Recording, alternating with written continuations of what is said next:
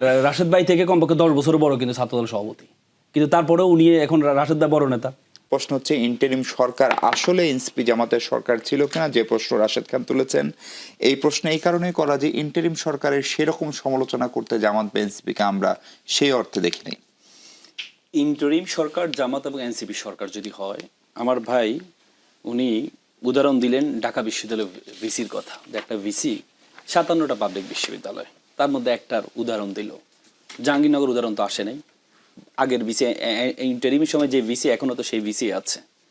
এখন ডাবির ভিসি যিনি ছিলেন উনি কি জামাতে যোগ দিয়েছেন? জামাতের কোনো পোস্ট হোল্ড করছেন এখন? তাহলে আপনি যে বললেন যে উনি জামাতের, উনি বলে আকাশ থেকে আসছে, আসমান থেকে আসলে কি জামাত হয়ে যায়?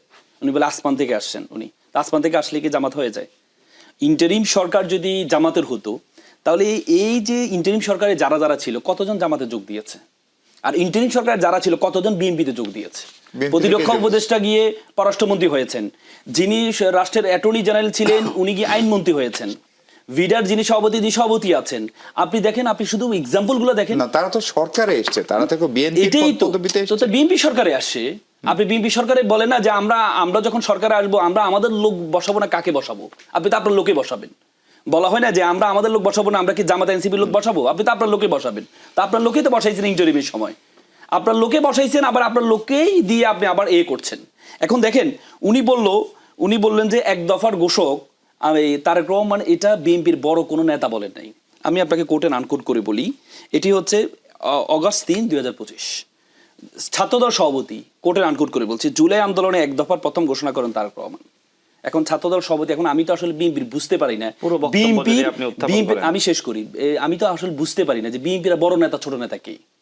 আমার ওই কি বলে রাশেদ ভাই থেকে কমপক্ষে 10 বছর বড় কিন্তু ছাত্রদল সভাপতি, কিন্তু তারপরেও উনি এখন রাশেদ ভাই বড় নেতা। যাক, এতদিন বিএনপি নেতা ছিলেন, এখন একটা পোস্ট ওনাকে দিয়েছেন, এটা আমরা ধন্যবাদ জানাই, গভর্নমেন্ট পোস্ট ওনাকে দিয়েছেন। এখন আমরা যদি মনে করি আওয়াজ যার যত বেশি সে তত বড় নেতা, যার সাউন্ড যত বেশি, কিন্তু বুঝতে হবে চাল যদি আমাদের চাল বলা হয়, গ্রামে বলা হয় বেশি উতরালি, কিন্তু চালটা কিন্তু ছাই পড়ে তার উপরে। এখন কথা হচ্ছে আমরা বড় নেতা ছোট নেতা আমরা কিভাবে ডিফাইন করব? আমরা তো মনে করি জোরে কথা বলে বড় নেতা, জোরে বড়। এখন ছাত্রদল সভাপতি সে বলেছে প্রথম এক দফার ঘোষক, এবং কি ছাত্রদল আরেকটা সহসভাপতি আছে যে ডাক্তার কি নাম, সেও বলেছে এক দফার ঘোষক হচ্ছে তারেক রহমান সাহেব। বলেছে ঘোষণা দিয়েছেন নাহিদ, কিন্তু পিছন থেকে মূল ধাক্কাটা দিয়েছেন তারেক রহমান সাহেব। তো তাহলে স্বাধীনতার ঘোষকের ক্ষেত্রে যখন জিয়াউর রহমান সাহেবকে বলে যে স্বাধীনতার ঘোষণা দিয়েছে আওয়ামী লীগ, এটা বলে স্বাধীনতার ঘোষণা দিয়েছে মুখে বলেছে জিয়াউর রহমান, ধাক্কা দিয়েছেন শেখ মুজিবুর রহমান। তো তাহলে তো ওইটার সেম হয়ে যায়। ওই ক্ষেত্রে আপনি স্বাধীনতার ঘোষক জিয়াউর রহমান সাহেবকে রাখেন, যিনি ধাক্কা দিয়েছেন তাকে রাখেন না, তাহলে এক্ষেত্রে কেন আপনি যিনি ধাক্কা দিয়েছেন তাকে রাখতে চান? দ্বিচারিতা হয়ে যায় না? এটা দ্বিচারিতা ঠিক না। এরপর আসেন, আমাদের সবচেয়ে বড় বিষয় হচ্ছে আমাদের তারেক রহমান সাহেব ক্ষমতায় এসে উনি বলেছেন আই হ্যাভ এ প্ল্যান। আমরা বলেছি ওনার একটা প্ল্যান আছে, ওনার একটা নির্দিষ্ট প্ল্যান আছে দেশটা পরিচালনা করার জন্য, কিন্তু এখন দেখি উনি বলে যে ইউ গিভ এ প্ল্যান, তুমি আমাকে প্ল্যান দাও, 6 মাসের মধ্যে জ্বালানি কিভাবে করবো তুমি আমাকে প্ল্যান দাও। সেটা তো একদম চ্যালেঞ্জ ছুড়ে দিয়েছে। এটাই তো আপনার তো ছিল আই হ্যাভ এ প্ল্যান। এখন আপনার তো ক্ষমতা আসার আগে বলা দরকার ছিল মানুষকে যে আমি জ্বালানি গ্যাস বিদ্যুতের সমস্যা হবে, কিন্তু তোমাদের মাথায় রাখতে হবে। আমরা সবসময় বলি যে হচ্ছে ইরানের যুদ্ধকে নিয়ে আসি, আওয়ামী লীগ আমরা দেখতে ইউক্রেন যুদ্ধকে নিয়ে আসতো। তো সলিমুল্লাহ খান খুব হাসি করে বলতো যে মনে হচ্ছে ইউক্রেন যুদ্ধের সকল খরচ মনে হয় বাংলাদেশ বিয়ের করছে। তখন ইউক্রেন যুদ্ধের সমস্যা, এখন হচ্ছে ইরান যুদ্ধের সমস্যা। তাহলে আপনি যখন আপনার তো প্ল্যান থাকবে, আপনার তো একটা নির্দিষ্ট প্ল্যান ছিল, গ্যাস তেল বিদ্যুৎ সমস্যাগুলো নিয়ে আপনার নির্দিষ্ট প্ল্যান থাকে। বলে যে অযোগ্য ব্যক্তি কোথায় কোথায় আছে, আপনি অযোগ্য ব্যক্তি বসেন না। আপনি বাংলাদেশ ব্যাংকের মতো গভর্নর এমন একটা ব্যক্তিকে বসালেন যে সুয়েটার ব্যবসায়ী, যে ঋণ খেলাপিতে ছিল, এমন একটা ব্যক্তিকে আপনি বসান নাই। আপনি বিদ্যুৎ যে মন্ত্রী আছে, বিদ্যুৎ প্রতিমন্ত্রী, তিনি যখন প্রতিমন্ত্রী ছিল তার ব্যর্থতার দায়ে কনসার্টে 19 জনকে হত্যা করা হয়েছে। পরবর্তী তাকে এই থেকে আমাদের বেগম জিয়া উনি সরিয়ে ফেলেছেন, তাকে গিয়ে আপনি মন্ত্রী বানাইলেন। আপনি এই যে আজকে যে অর্থমন্ত্রী বানাইলেন, তখন উনি বাণিজ্য মন্ত্রী ছিল। তো ব্যর্থতার কারণে ওনাকে বেগম জিয়া সরিয়ে দিয়েছেন। পরবর্তী আপনি এখন এসে আপনি তাকে মন্ত্রী বানাচ্ছেন।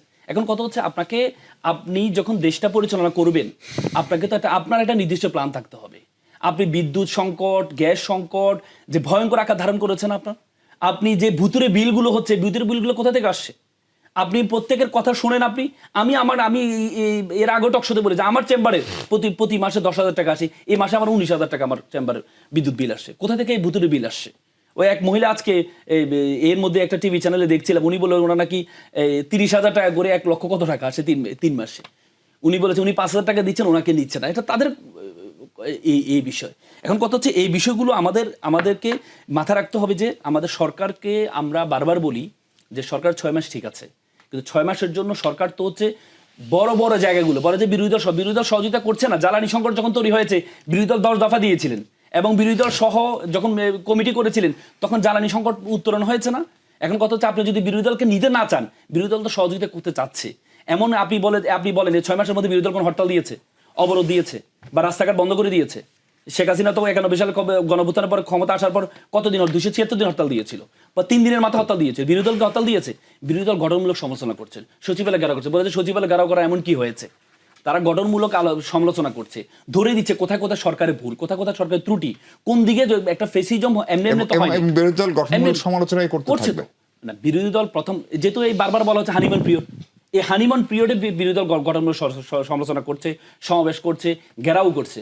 কিন্তু ব্যাপারটা হচ্ছে আমরা তো মনে করছি বিরোধী দল মানে হরতাল লাগবে, অবরোধ ডাকবে। যদি সরকার ব্যর্থ হয়, সরকার যদি এভাবে কন্টিনিউ করে, যে বললাম না 40% উৎপাদন শেষ হয়ে গেছে আমাদের অলরেডি, আমাদের এই যে এনটিআরসি শিক্ষক নিয়োগের বিষয় আপনি নিয়ে গেলেন রাজনীতি নেতাদের হাতে নিয়ে গেলেন।